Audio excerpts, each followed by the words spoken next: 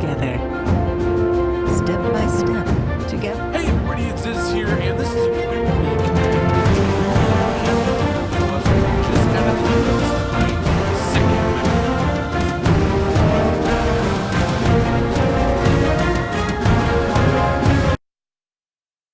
match playing the Druid right here, and I'm just going to walk you through some of the stuff that's going on so you can see you know, what's changed in the game. Maybe if you haven't been following it as closely as me, we'll take a look at this new class, archetype, and it's got a lot of really awesome, interesting features. You see right there, I'm like teleporting forward.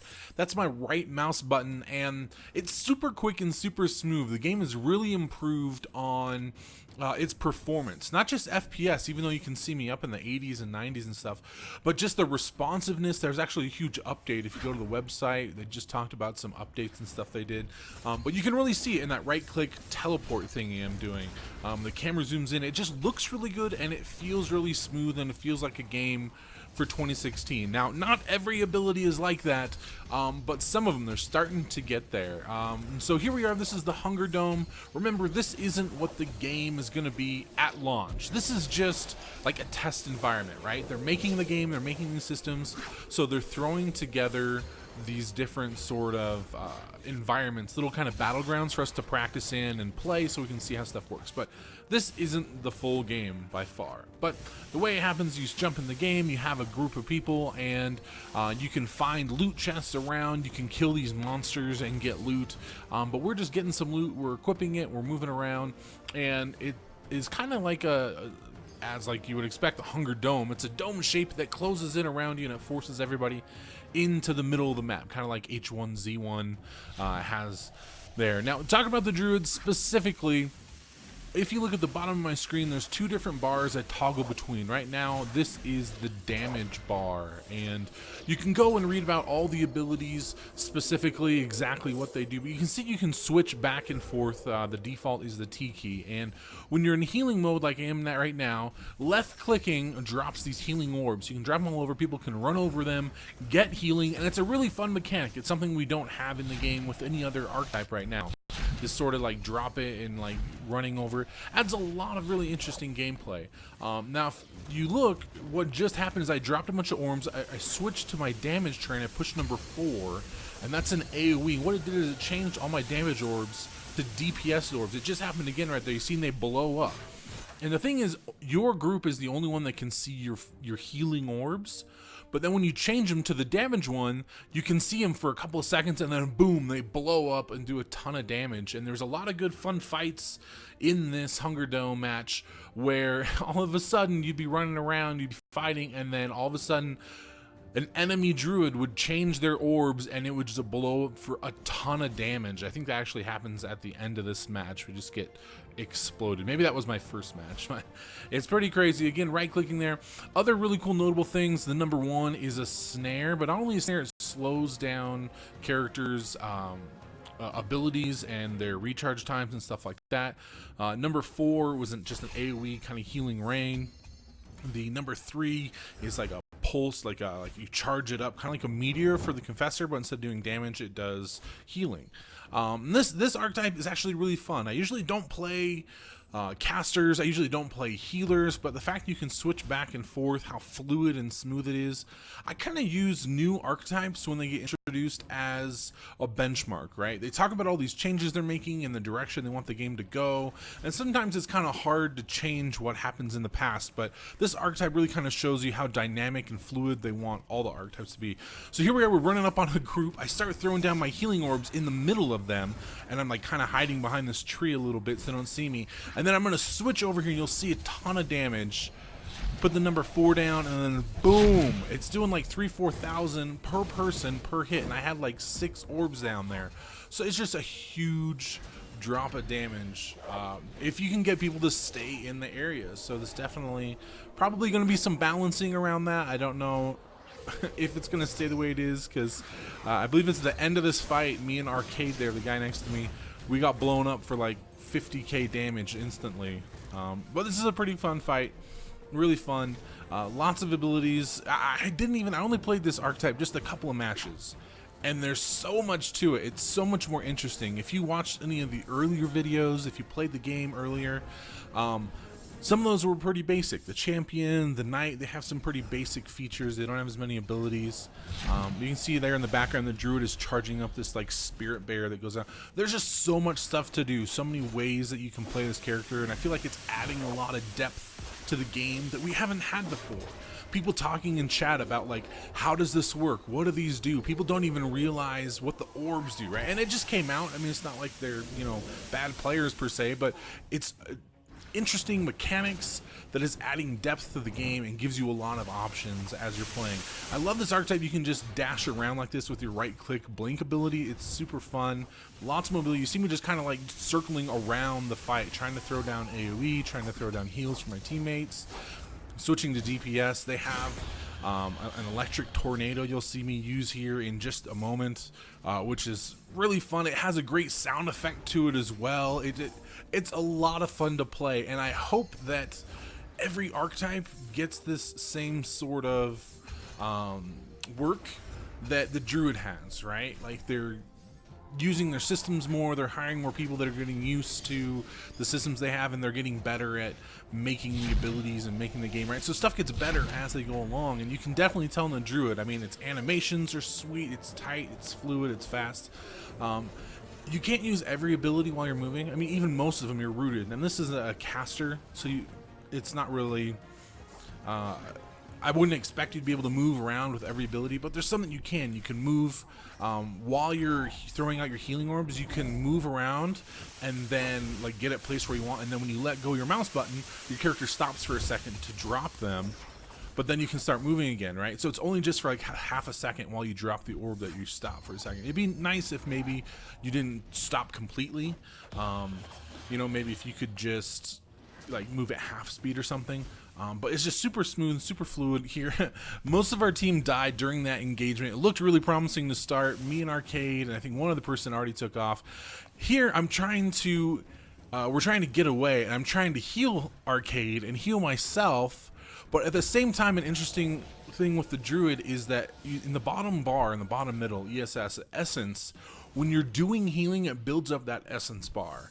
And if it gets too high, boom, see right there, I just started taking burn damage. So now I gotta switch to my DPS tray, and I gotta dump essence. I'm trying to get rid of essence, right? I'm trying to left mouse click and it gets rid of a little bit, and I'm trying to like figure out abilities I can use just to dump essence so I don't kill myself. Playing a healer, playing a ranged character, you want to of course try to keep some range, but I'm also kind of a chicken, and there's like 6 guys against my buddy, so I'm trying to help them, trying to do some damage, trying to heal. It's a lost cause, and I'm just like out of here. And one thing about the druid, I feel like it has some of the best mobility, right? Like the champion's really good, the confessor's pretty good, but this right mouse button blink teleport thing is so good. It's pretty awesome, which especially usually you think like healers and casters sometimes don't have great mobility, right? Healers especially, I think tons of people, like people who like to heal, are gonna absolutely love this character. The only negative thing I've seen about this chick so far is people don't like how big her hair is, but the fact that her hair bounces around and has physics is actually kind of cool of itself. So people are chasing me, and I'm thinking I'm gonna drop some orbs here, and when he comes in I'm gonna blow them up, and it almost works. Right here, I got a bunch of orbs put down, he stuns me, I break out of it, and my abilities kind of aren't working very good. I don't know what I'm doing. I run over some of my orbs, which isn't a terrible thing because they heal me, but I didn't get to do much damage to him. I get to teleport around, but that right there shows how there could be some really amazing strategy. Imagine if you had 2 or 3 druids in your group and they just fill that hallway with the healing orbs, and as another group chases in after you, could blow them all up at the same time. That's what happened in this match when we had groups of people who were organized and in TeamSpeak. You saw that stuff happening, which I really love. Up until now there's been some organization, right? But this sort of like synergy where you can do that stuff and like really see the difference between an organized group and just a bunch of pugs, where they can like wipe a whole group. Of course there's going to be some balancing, but overall it was just a lot of fun to see the organization and those sorts of moves that you could pull off are going to be really exciting to see. So I'm basically by myself this time. My other teammate, I don't know where they're at. The cool thing with the druid is they actually have some good AoE still, not just with the orbs, but with one of their damage abilities here, the lightning strike into the third part of the chain.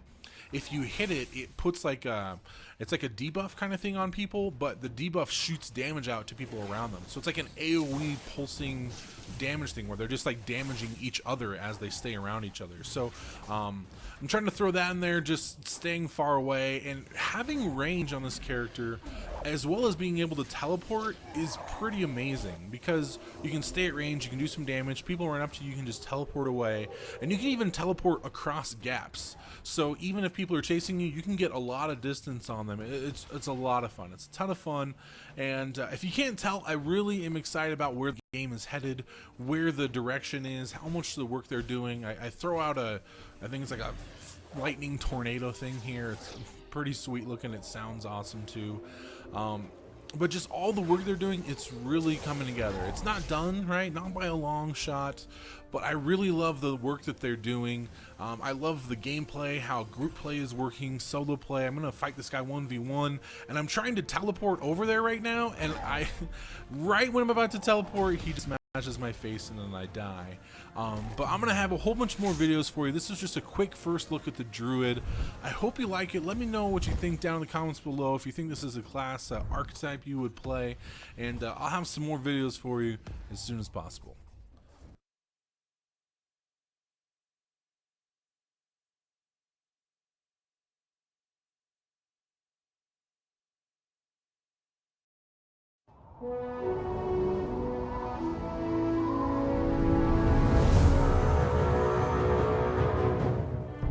Hey everybody, it's Ziz here, and today we're comparing the features of two upcoming MMOs, Camelot Unchained and Crowfall. They have some key differences, but before we look at those, let's lay the foundation with some similarities. Both games started on Kickstarter and are founded by MMO veterans. Mark Jacobs from Dark Age of Camelot is making Camelot Unchained, while J. Todd Coleman from Shadowbane is making Crowfall. Both are PvP focused, with limited PvE, meaning no leveling by quests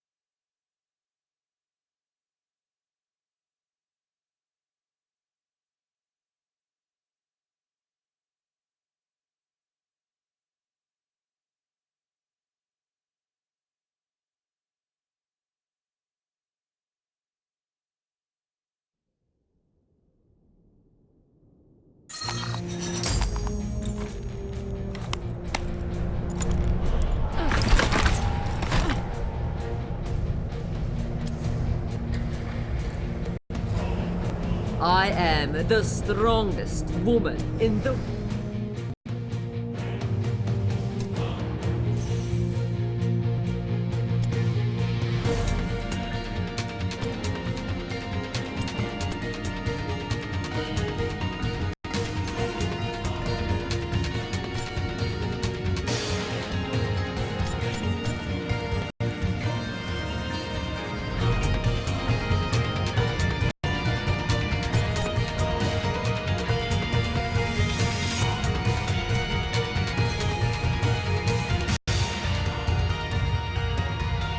Mokra! The Skeleton King calls your name. The Skeleton King calls your name. Do you require